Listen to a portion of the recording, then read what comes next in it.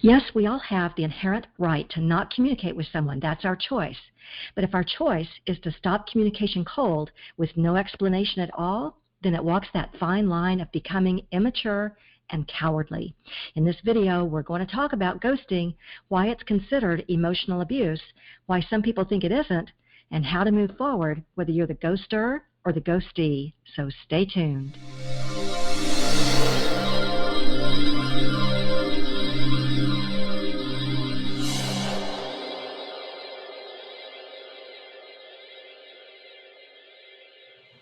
Well, hi there and welcome. My name is Remy, like Do Re Mi. I'm a best-selling author and creator of the Get Unstuck Revolution. I help extraordinary women with big-ass dreams just like you who want to get unstuck from a life that doesn't work and get to where you know you need to be, into a life that's filled with passions and purpose. Now let's get started with today's episode. Okay, let me jump off the screen here and change over to my laptop. Today, we're talking about spiritual injury, invalidation, and why ghosting is emotional abuse. This is a controversial topic, and if you Google ghosting, you'll probably find just as many articles about why it's emotional abuse as why it isn't. I didn't open every single search result, but I have a sneaking suspicion that those who think ghosting is an abuse are probably ghosters themselves, but let's reserve judgment. I know this. I work with a lot of women and other divine souls who have experienced ghosting, and it often shuts them down cold, sometimes to where they can't even function in life. And we don't want to go there. We want to find our way to success and not get tripped up by others who, frankly, don't care about our success or how we make it through life. So, if you aren't getting the success you want in full abundance, however you identify with success, and if you're wanting to tap into a greater knowingness about how life works and align with these higher frequencies so that you can attract the success you're craving no matter what's happening around you, then this episode is for you. Let's open up to our hidden power. Let's move on and create something unimaginable, something totally unreasonable, something that maybe even seems impossible to kick your whole life and all your success into high gear, no matter what's happening around you and no matter what success means for you. Today, I'm going to try and get you one step closer. As business owners, change makers, thought leaders, innovators, disruptors, or even if we haven't found the right fit in the world yet, whether we're talking about our relationships at home or at work, or when we're talking about our finances, sometimes we find ourselves in these little challenges, or even the bigger challenges that just seem to move us away from success. So how do we overcome this? How can we find the clarity and courage we need so that we can unlock our hidden power? Well, it's time to be unabashedly, unapologetically, happily untethered to the ego thinking, ours or someone else's, that can sabotage our success. It's time to tap into our soul connection instead, so we can broadcast our hidden power from the hilltops and advance our soul's agenda. This episode is for you if you wonder, is ghosting emotional abuse, or do we have the right to stop communication if we feel like it? Why does someone resort to ghosting, and should they be forgiven or forgotten about? And how can we get over the pain of being ghosted? Yes, these episodes are about how to find your hidden power when you want to transform these challenges into successes. I like to call it the audacity of alchemy. Because when we're feeling stuck, it's never the situation that has us stuck. It's our energy that's become stuck in that situation, our energy that's become stuck in the doubts, worries, frustrations, indecision that can come from life's challenges, especially because of a spiritual injury we're experiencing, some kind of hidden trauma that's interrupting our soul's work. We can dissolve the obstacles in our path with a simple shift in energy. We can get out of doubt and move on with our life, because our choice of frequency changes the course of our journey so that we don't get stuck in the negative vibrations that block our success. These positive energies that we talk about so much are where we find the magic of alchemy. And using our hidden power means using these positive energies to effect transformation. So let's talk about ghosting. You know, it isn't new. People have engaged in disappearing acts, from the guy who goes out to get a beer and never comes home, to the woman who leaves to find herself and joins a hippie commune. Years ago, this unsettling behavior was sort of limited to a certain type of scoundrel, or maybe even a free spirit. But these days, it's becoming more and more common and even acceptable behavior. Now, fair warning, I may ruffle a few feathers today when I talk about ghosting being immature and cowardly, but hear me out. We're all entitled to our own opinion. The difference is that I work with people who have suffered a spiritual injury or some kind of trauma, so I see firsthand the damage it can do, since I'm the one who's cleaning up the shattered souls. And ghosting is so completely invalidating to the human spirit that I wanted to address it, because I get a lot of questions from the divine feminines in my workshops. This topic of invalidation is so important to me that the first chapter in my very first book was called Overcoming Invalidation. So, yes, we all have this basic right to not communicate with someone. That's our choice. But if our choice is to stop communication cold with no explanation at all, then it walks that fine line of becoming immature and cowardly. You know, I'm remembering a client who made it through a nasty divorce, but her ex-husband seemed to just think of new ways to make her life miserable, plowing his way through her affairs like a bull in a china cabinet and then acting like it was all just business as normal. And I was more than proud of her the day that he sent her a text, and her reply was, "I have nothing left to say to you. You've gone way too far," she said, "and I'm seeing an ugly edge in you that I don't even recognize, so I simply have nothing more to say to you." And she never did answer another text from him. Now, she wasn't immature. She actually spoke her mind in a very direct, succinct way without stooping to his negativity or to his bullying tactics. And she wasn't cowardly either. She simply said, "I have nothing left to say to you," in a very clear, concise, and very understandable sentence. No drama, and also not leaving it up to further conversation. Her response was mature and brave, and there was no ghosting needed. You know, we talk a lot in these episodes about staying in a higher frequency and not falling down into the negative vibrations, and even last week we talked about staying spiritually centered. Because it may seem like we don't know what to do at times, but if we'll center in that place of wholeness, in that place of compassion and grace and wisdom, we can always find the right answer. And that answer is to conduct our affairs with grace. There is absolutely no reason to respond with anger or hatred or defensiveness or any other negative response, including ghosting, that creates pain in another person.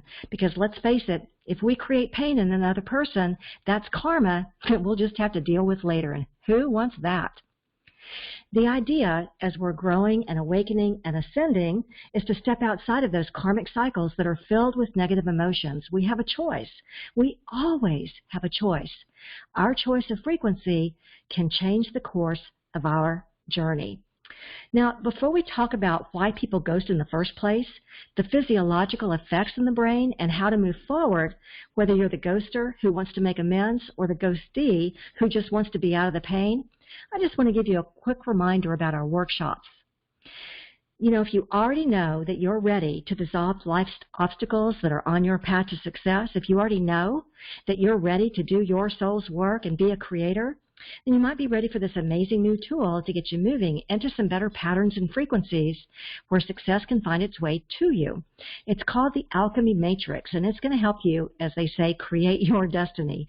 It's an interactive roadmap designed to help you solve problems, dissolve barriers, heal spiritual injuries, and bring in a lot of clarity so you can create a future that you'd like to see. Just a brief reminder that you can sign up to learn more about the Alchemy Matrix at successcircleworkshops.com, and I promise to tell you more about that in a minute. So, ghosting. If you've never experienced it, it's having someone that you believe care about you, whether it's a friend or someone you're dating or even a parent or a family member, totally disappear without any explanation at all. They become a ghost. No phone call or email, not even a text. Despite how common ghosting is becoming, the emotional effects can be devastating and particularly damaging to those of us who have self-esteem issues, those of us who might be highly empathic or sensitive, or even to those of us who have a history with spiritual injury. In fact, ghosting can create a spiritual injury. So imagine the woman whose husband has been fighting depression most of his life. He sometimes abuses alcohol as a coping mechanism, and he has a history of abuse with his previous family. And then one day, he just disappears. Imagine her frantic heart wondering if depression finally got a hold of him and if he's driven off a cliff. She goes to the police for help, and all they say is that as an adult, he has the free will to do whatever he wants with his life, and she's left confused, worried, and panicked. Imagine days turn into weeks, weeks turn into months. The not knowing is killing her, and now she's wondering how to tell his parents, his kids, that he's missing and may have taken his life. This is the kind of devastation that you can leave in your trail if you decide to ghost someone. Do you really, really want to cause that much pain in another human being that way? By the way, this is a true story about a man who is immature and cowardly. He simply decided that he didn't want to be married anymore. They didn't have issues in the marriage, although, remember, he was someone who fought depression and didn't have any healthy coping skills. His low self-esteem one day got the better of him, and he just decided she'd be better off without him. He hadn't driven off a cliff. He'd jumped into the bed of another woman, hoping his wife would just, quote-unquote, figure it out. Yeah, immature and cowardly. So we can see the devastation it creates in the one who's been ghosted, but to be fair to both sides, let's look at why people ghost in the first place. Because we know we're in this community to grow and awaken, so this other side of the conversation might be enlightening for you, and you might someday even be able to help a friend. People who ghost are mostly focused on themselves. They've fallen into the ego thinking that's all about me, me, me. Sometimes it's pure survival. Sometimes it's protection from being hurt again. Sometimes it's just immature thought patterns that haven't evolved yet. For people who are the ghoster, they're avoiding their own emotional discomfort, and they aren't thinking one little bit about how it makes the other person feel. It may seem almost noble when the ghoster thinks, I can't be the man she needs. Or it may even seem selfless because he's walking away from what he wants the most, and that's painful for him, but he doesn't want to hurt her any more than he already has. Yeah, noble. It may even be that he feels like he's protecting his own heart. No matter how he justifies it, he's still avoiding his own emotional discomfort. Now, maybe he justifies it by saying, I was actually confused about how I felt at the time, and so instead of talking it out or trying to understand what I was feeling, I just left. Maybe he thinks, I used to disappear because I went into it as a fling, nothing too serious, and so now it's just what I always do. Yeah, gotta love that one. Or maybe he thinks I got scared of finding what I want, the true love I'd always been looking for. Or maybe he admits openly that some kind of fear from a past relationship kicked in when he found himself saying, boy, I know where this is going, and was terrified of going down that road again that hurt him so badly in the past. Or probably the most common one I've heard, I just didn't know what to say. Any of these sound familiar? Well, looking through the lens of a coward, passive withdrawal and ghosting seems like the easiest and nicest route. It's not the end of the world if you just drop off the face of the earth. Well, until it's done to you. So how does it feel to be ghosted? Well, in a word, ghosting can result in feelings of being disposable. So if you're the one who has ghosted someone else, it's not the easiest, nicest route. You're actually causing someone else to feel disposable. Can you imagine?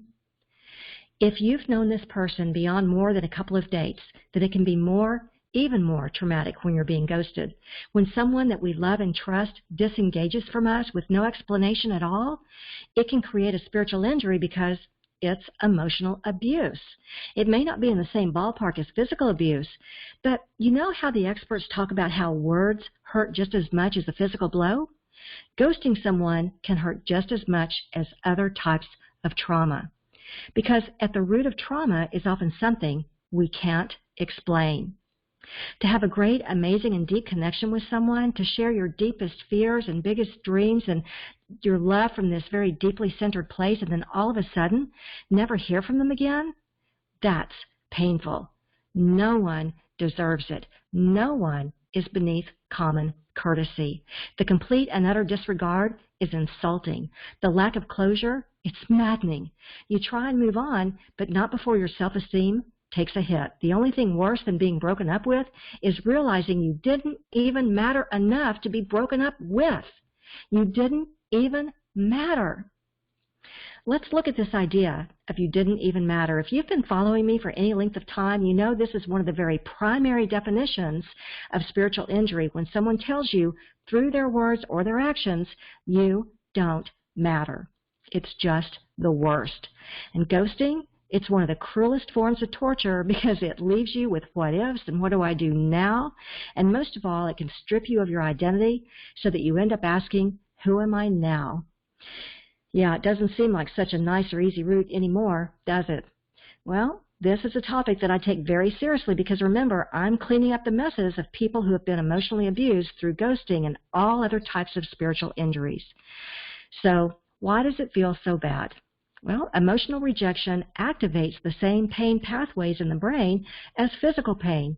In fact, you can reduce the emotional pain of rejection with a pain medication like Tylenol, although I prefer other methods that we talk about here, like designing a new chapter for life, or meditation, or simply finding the positives and finding the blessings. Or you can go back to one of our recent episodes called You Can Rewire Your Brain After Trauma, because it talks about repatterning our thought patterns. In addition to this biological connection between rejection and the pain it causes, there are some other factors about ghosting that contribute to this particular type of spiritual injury. Ghosting gives us no clue on how to react. It creates ambiguity, which we've talked about before, and it can even create a double bind, a sense of no matter what we do, it isn't the right thing. Should we be worried that he's driven off a cliff? Should we be angry and upset? Should we offer the benefit of the doubt, or maybe just empathy for whatever they're going through? Should we be flat out angry, even vengeful? We don't know how to react because we don't really have a clue what's happening. Human connection with others is so important to our survival. It's so important to our survival that our brains have grown and advanced to have a social monitoring system that looks to the environment for signs and synchronicities so that we know how to respond. It's basic survival that's activated at a very basic DNA level. Think about our primitive days when we're out hunting or fishing. A large animal suddenly appears and we know we're about to be prey, and then suddenly the animal disappears like a ghost. And we don't know how to react. We don't know where we stand. We don't know where we are. So if you're one of those people who disagrees with the idea that ghosting is emotional abuse, maybe these ideas that we're talking about today will bring about a new perspective for you. I hope so. Ghosting deprives our reptilian brain with the normal cues, and it creates a sense of emotional dysregulation when we don't know what's happening. Ghosting is actually the ultimate use of the silent treatment, a tactic that mental health professionals have called out as emotional cruelty. So make no mistake, ghosting is a passive-aggressive behavior that can leave psychological bruises and scars in its wake, and it is so completely invalidating to the human spirit. It essentially renders us powerless and leaves us with no way to gain logical information that would help us process the experience. And this is also very common with PTSD, this inability to process the experience. And so we end up being stuck. So how do we move forward? You know, in all the work I do around spiritual injury, this is probably the most common question I get. How do I move forward? Understand that when someone ghosts you, it says nothing about you and everything about them. It shows that he doesn't have the courage to deal with the discomfort of his emotions or yours, and either he doesn't understand the impact of his ghosting, or worse, he doesn't care. No matter what his intent was, he has sent you an extremely clear message that says, I don't have what it takes to be in a healthy, loving, and balanced relationship. That's the bottom line. There's some kind of emotional damage on his part. You know what they say, damaged people damage. The bottom line is we don't need anyone bringing their damage into our world, especially if they're too immature and cowardly to rise above and be willing to become a better person. Maybe they can't make a choice to confront their confused negative energy, but we can make the choice to honor our energy. We can make the choice to stand in grace, retain our dignity, and let them go peacefully as we send them off with love and compassion for their journey. It's simply not the journey we choose for ourselves. Our task is to keep our frequency high, and in every single episode here, we talk about different ways to do that. One of the most basic is to find the positive or to find the blessings. So here's a blessing. Know that if you're someone who treats people with respect and dignity and kindness, then the ghoster simply was no longer on your frequency. That's the simplicity of it. Stand in your spiritual center, in your wholeness, and someone who is the right frequency will come along. And if you've ever ghosted someone, maybe now you have some new insights into yourself, and maybe now feel more prepared to step it up a notch and correct the situation, no matter how much time has passed. The person you loved may or may not talk to you, but I'm willing to bet that if you step out of the fears that caused you to ghost in the first place and step into a higher frequency of real communication, just from the heart, you might be surprised at how you can redefine and repurpose this prior relationship into something new and beautiful. Stay in the immaturity and cowardly behavior of a ghoster, and you'll only attract other people to you who will be equally immature and hurtful to you. It's something to think about. Karma has a way of bringing things back to us. So here's our exercise for today. On a piece of paper, I'd like you to draw 2 columns. And then, on the left side, write down the effects of ghosting. We covered some of them today. We talked about pain, confusion, worry, panic, making someone feel disposable. So on the left side of the page, write down all the negative effects you can think of ghosting. Maybe it's something you felt, or maybe you know someone who's going through it and you're witness to what they're feeling. Then, on the right side of the page, write down how you would love others to feel in a perfect world. Accepted, loved, nurtured, respected, knowing that they matter. Write down all the ways in a perfect world that you would want others to feel. Then after you've done that, I'd like you to reflect on these 2 columns and just notice the difference in the difference in contrast between these 2 columns. Just notice the difference in the 2 columns, just be an observer, and then make a brave, courageous decision about the positive energy that you'll allow into your universe and the negative energy that you'll never again allow in. Now, if you've ever ghosted, this is especially important because you're designing your new life after ghosting. And then lastly, if you know someone who's being ghosted, share this episode with them. They might, for the first time, feel like they're not crazy. So if you've ever been ghosted or suffered any other type of emotional abuse that's resulted in spiritual injury, it may be hard to imagine now, but things will get better. Whether you're the ghoster or the ghostee, your choice of frequency can change the course of your journey. And so that's your exercise for today as we begin to create a flow of positive possibilities to fulfill your soul and your soul's work and the growth and awakening that your soul is seeking, and we create that flow for your success. All that's required from you is a shift in frequency, because your choice of frequency can change the course of your journey. And this shift toward a higher frequency is really what this spiritual awakening journey is all about in so many respects. Well, I hope this helps you as you're using the powers of alchemy to transform challenges and obstacles into positive new successes. But if you still can't get your head around what's got you stuck, you can tell me about it. You can leave a question here. Or if you're someone who has the audacity, the willingness to take bold risks, to transform challenges into success, you can find out more about our events at successcircleworkshops.com. This is where you can learn more about the audacity of alchemy and how to unlock your hidden power. You'll get a personalized interactive roadmap that's custom designed to get you unstuck by unlocking your hidden power to create big, magical changes. You know, alchemy. You'll learn to solve problems, dissolve barriers, and bring success to you. So don't wait. Go to successcircleworkshops.com and get your personalized Alchemy Matrix package now. And here's what you'll get. A full-color workbook filled with hands-on exercises to inspire your creative energies, membership in your very own Success Circle for high-level masterminding and networking, your very own Alchemy Matrix to unlock your hidden power and bring success to you, and your very own personal unstuckologist. Remember, the Alchemy Matrix is the only tool of its kind, and it's only available here. So if you're ready to approach your life's challenges with audacity, if you're ready to finally banish frustration, indecision, and the negative spiral, if you're ready to watch success materialize right before your eyes, then go to successcircleworkshops.com and get your personalized Alchemy Matrix package right now. Watch the magic start to happen. Thanks for joining me today, and I'm wishing you a life filled with all the alchemy you need to bring success to you.